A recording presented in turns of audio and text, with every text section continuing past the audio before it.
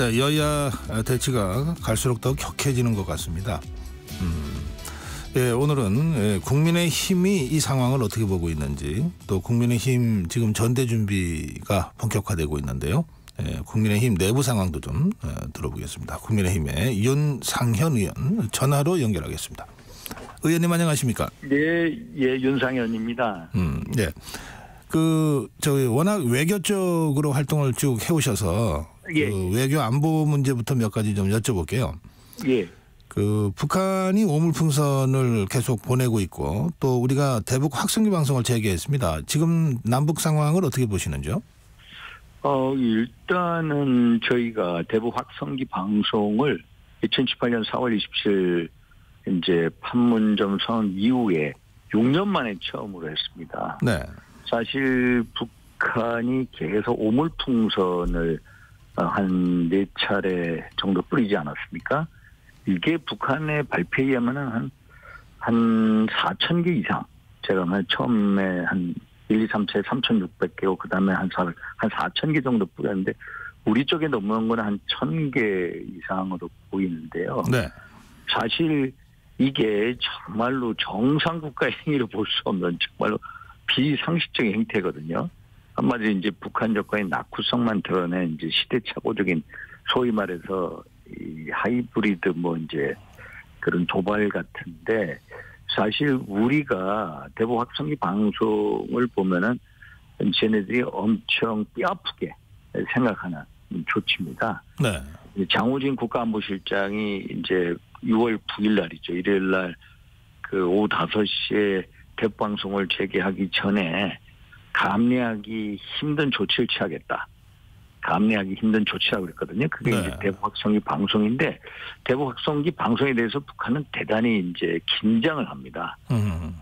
그래서 이게 우리의 어떤 합당한 조치로 보인다 이렇게 보고 있습니다. 아, 그래요. 예, 오물풍선에 대한 우리 측의 대응이 합당하다. 그런 말씀이시군요. 예, 이제 사실 우리가 지금 6년 만에 방송 재개를 했습니다만은 북한이 이 대북방송 재개에 대해서 대단히 민감합니다. 네.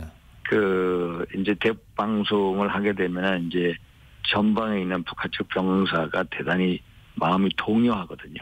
그래서 방송을 듣고 이제 북한 탈출, 기순을 결심했다라는 증언도 많이 나오거든요. 네. 사실 우리가 지난 2015년 박근혜 정부 때 8월 달에 목함지뢰 사건이 났습니다. 네. 목함지뢰 사건이 나서 우리가 대북 방송을 재개하고 북한 측에서 저희 확성기를 가지고 조준 사격까지 한 상황으로 간 적이 있었거든요. 네.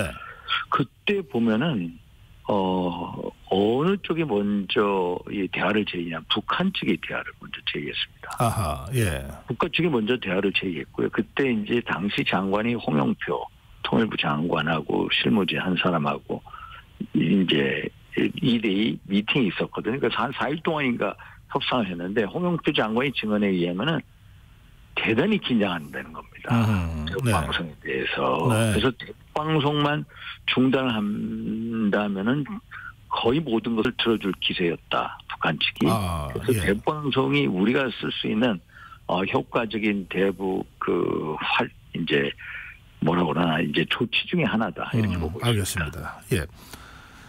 그런데 이제 일부에서는 네. 우리 탈북민 단체가 북한 쪽에 전단을 뿌려서 북한이 오물풍선을 내려보냈다. 그러니까 우리 쪽이 이게 먼저 시작한 것 아니냐. 탈북민 단체들의 전단 살포를 좀 중단해야 된다.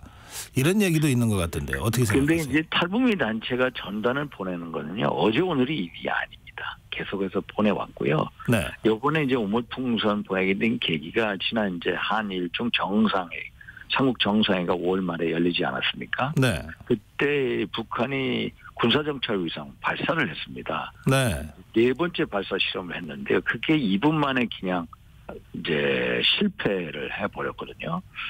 그래서 제가 보기에는 어떤 이제 국내적인 발사 실험 실패에 대한 것을 모면하기 위해서 얘네들이 한 3가지 도발을 했습니다. 네. 하나는 오물풍선 도발했고요.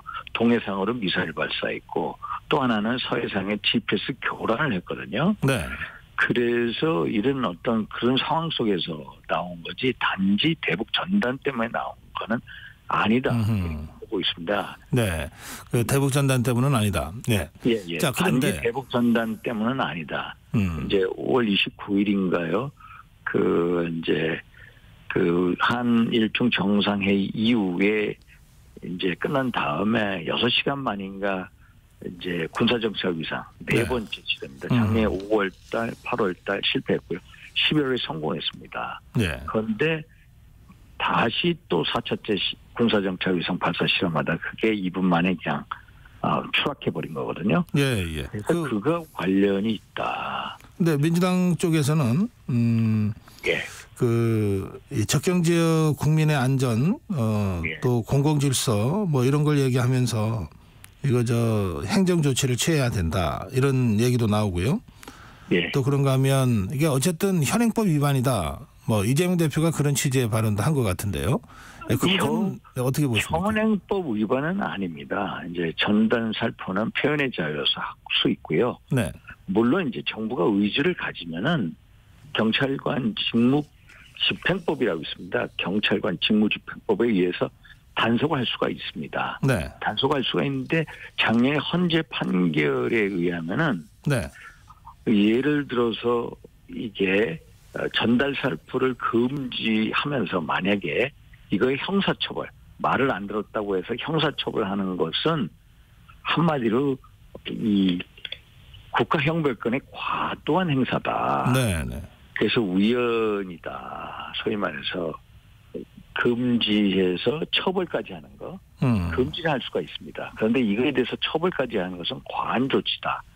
라고 해가지고 소위 말해서 이제 과잉금지 원칙에 위배된다. 그래서 남북관계 발전법 24조인가를 우연이라고 판시한 게 있거든요. 네. 그래서 정부가 이제 경찰관 직무집행법에 의해서도 단속을 할 수가 있습니다만은 현 정부는 표현의 자유의 그런 입장에서 일단 북한 주민의 알 권리를 충족시키고 또 탈북민 단체 표현의 자유 입장에서 단속을 하지 않겠다는 입장입니다. 예. 사실 이 정부의 입장은 확고하고요.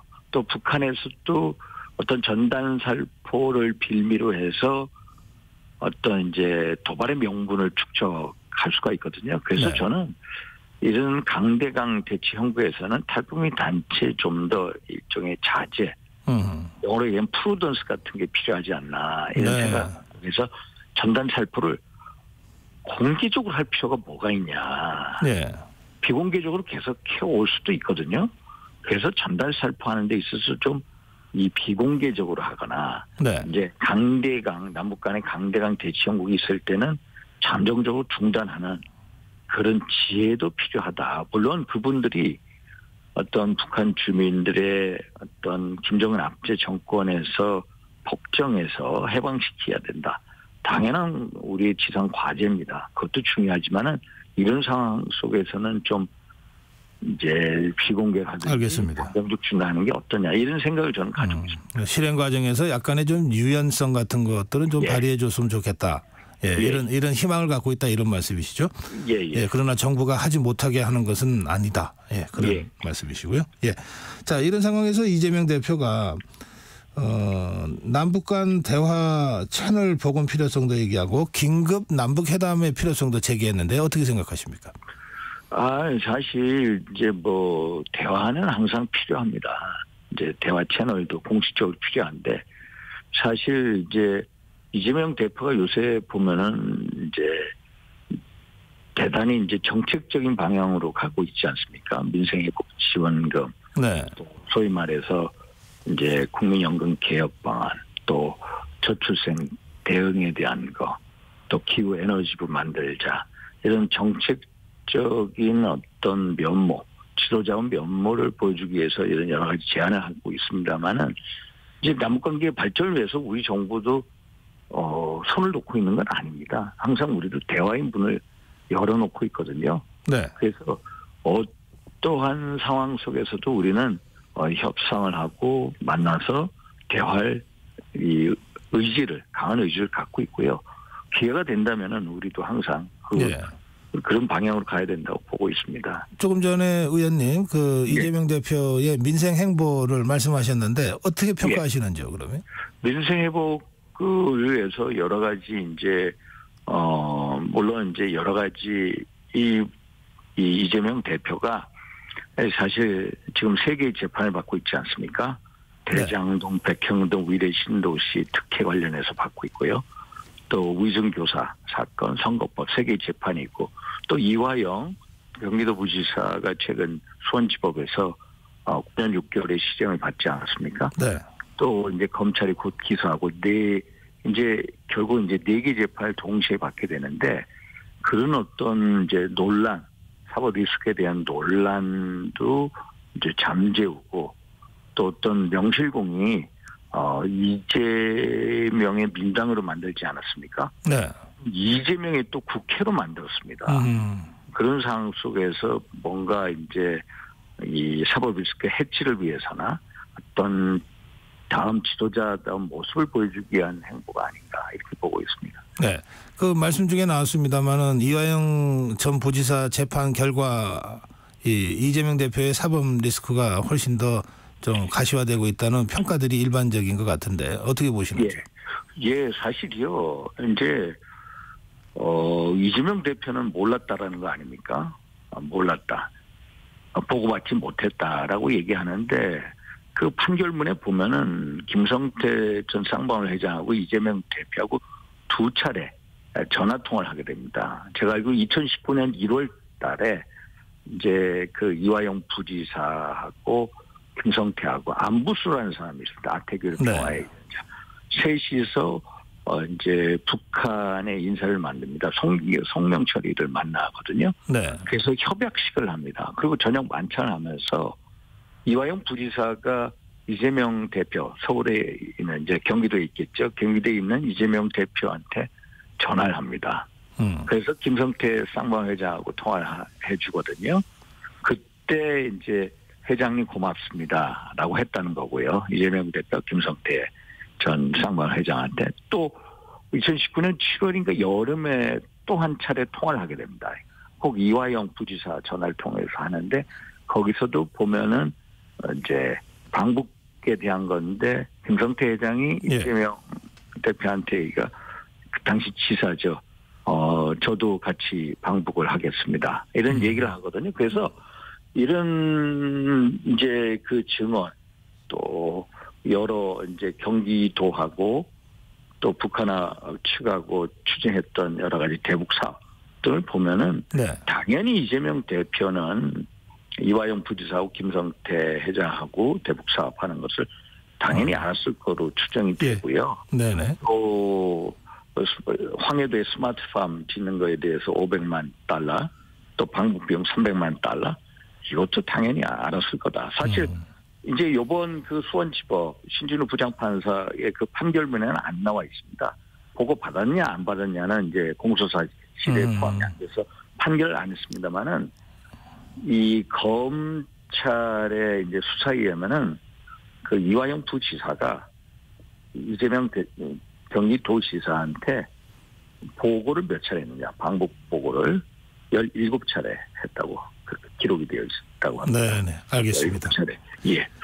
그래서 그 결국 이화영 부지사의 유죄는 이재명 대표 유죄다.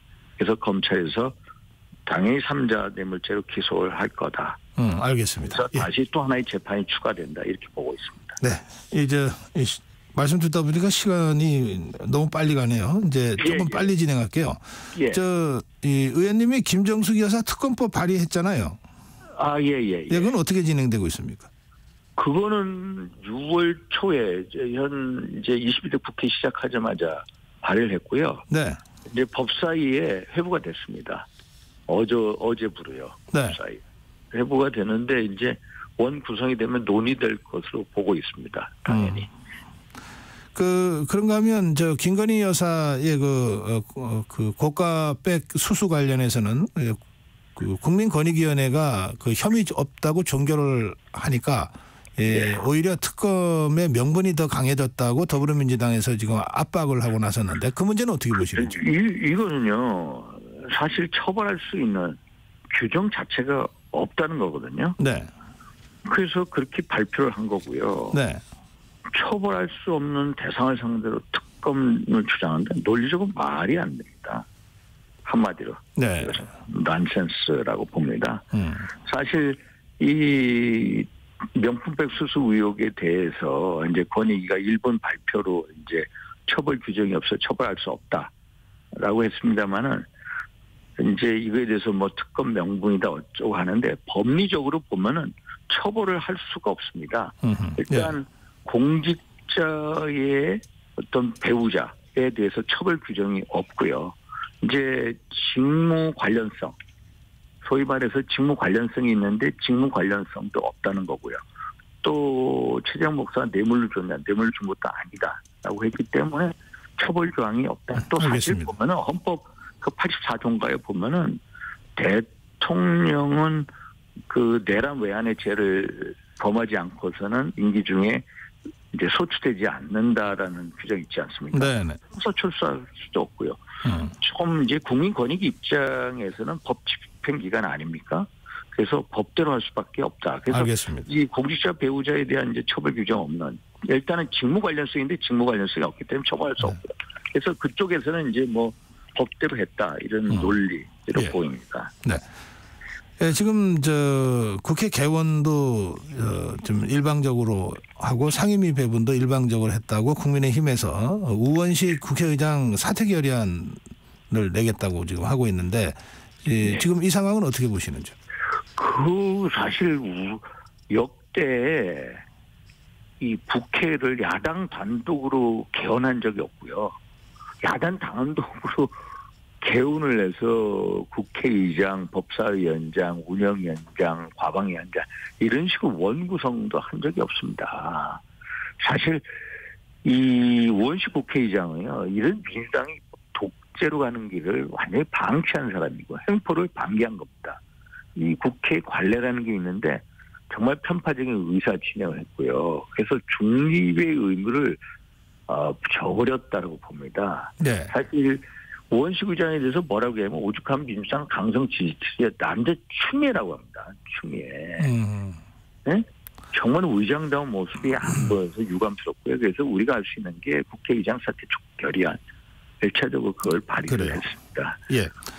그 지금 더불어민주당은 그 18개 상임위 중에 7개는 국민의힘 몫으로 일단 남겨놨는데 13일까지 그 안 하면은 단독으로 다시 처리하겠다 이러고 있거든요. 이거 어떻게 해야 된다고 생각하세요?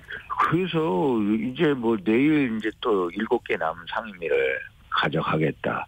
답을 달라고 하는데 아니 완전히 국회 운영이 이제 다수결로 뭐 이루어져가지고 승자 독식으로 가는데 사실 예전에 김대중 그 평민당 총재부터 우리 이제 일종의 관례가 국회의장은 1당 몫이고 또 법사위원장은 2당 몫이고요. 운영위원장은 여당 몫으로 이렇게 돼 있거든요. 네. 우리 국민의힘이 사실 18대 국회 때 2008년도에 당시 한나라당이었죠. 153석을 가졌습니다. 153석을 가졌고 민당이 81석 가졌거든요. 그때도 우리가 여당이면서도 우리가 훨씬 더 다수의석을 가진 때였거든요. 네. 소위 말해서 범여권 자유선진당 친박연 때까지 하면은 한 183석인가 그래서 기억이 납니다. 근데 그런데도 김용욱 국회의장을 우리가 했지만은 법사위원장은 민주당에 줬거든요. 그래서 이게 아름다운 관례고 전통인데 이것을 알겠습니다. 깨버린 겁니다. 깨버려요. 그래서 이거는 참 이런 식으로 했는데 우리가 7개 상임위를 받아야 되나. 저는 그건 차라리 포기하자. 아예 알아서 해라. 알겠습니다. 한번 입법 폭주하는 걸 한번 그 끝이 어딘가 꼭 보고 싶습니다. 네. 시간이 다 돼서 마무리를 해야 될 시간인데요. 마지막 질문 드릴게요. 근데 최근에 우리 의원님이 세미나를 많이 하고 다니시던데 이게 전당대회 그 당대표 출마를 위한 정지 작업이다 이런 시각도 있더라고요. 근데요 저희가 사실 괴멸적인 참패를 일동했습니다. 집권여당 사상 87년 체제 이후에 이렇게 참패를 한 적이 없고요. 정말 우리 보수당이 3연패한 적도 처음입니다. 그런데 이런 예견된 참패 저는 작년 여름부터 수도권 위기다. 네. 그거에 대해서 대책을 만들어 여러 차례 경고도 했고 주문을 했습니다만은 제가 보기엔 이건 예견된 참패였거든요. 네. 예견된 참패 앞에 대부분이 비겁하게 침묵을 했습니다. 이런 거에 대해서 분노를 해야 되고 이렇게 대참패를 경험했는데도 당이 어떤 처절한 변화 혁신이 꾸림이 없습니다. 그래서 공동묘지의 평화 같은 거다. 그러면 출마 결심을 하셨습니까? 아니요. 저라도 이런 상황에 대해서 분노해야 되고 혁신해야 된다. 알겠습니다. 나라도 총대 메고 변화 혁신의 총대를 맺다. 그래서 세미나 하고 있습니다. 네, 여기까지. 출마하고는 다른 차원의 얘기입니다. 출마하고는 다르다. 여기까지 듣겠습니다. 고맙습니다. 감사합니다. 국민의힘 윤상현 의원이었습니다.